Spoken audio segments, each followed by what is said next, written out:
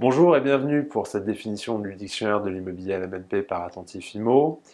Le thème du jour, la valeur locative de marché ou en langage courant, le loyer de marché.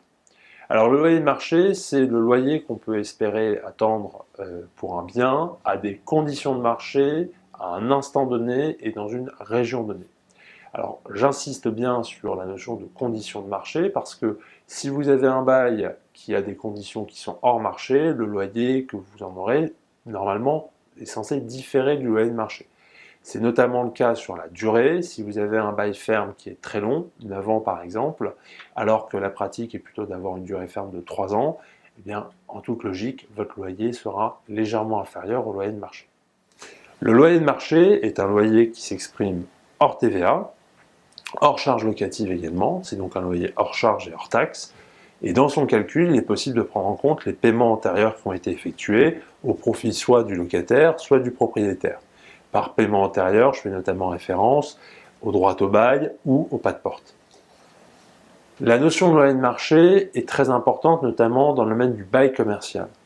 La théorie est en effet que dans un bail commercial, le loyer peut être réévalué de manière régulière pour être adapté à la valeur locative de marché. Alors bien sûr, cette réévaluation est encadrée, notamment à la hausse, avec des principes de plafonnement. En revanche, elle l'est beaucoup moins à la baisse.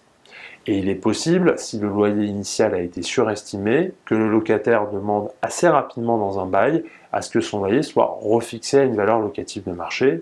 Cette demande aura d'autant plus de force s'il a des difficultés économiques et s'il y a un enjeu de protection de l'emploi. Cette notion est notamment très importante lorsqu'on investit dans un LMNP en résidence-service, parce que ces LMNP en résidence-service, le loyer est initialement fixé de manière théorique. En effet, la première vente de ces biens, c'est généralement une vente neuve, c'est-à-dire sur plan. La résidence-service concernée n'est donc pas encore en exploitation et personne ne sait quel sera son vrai niveau de rentabilité. Les loyers sont donc fixés sur la base de business plans et la réalité peut parfois différer de ce qui était prévu dans ces business plans.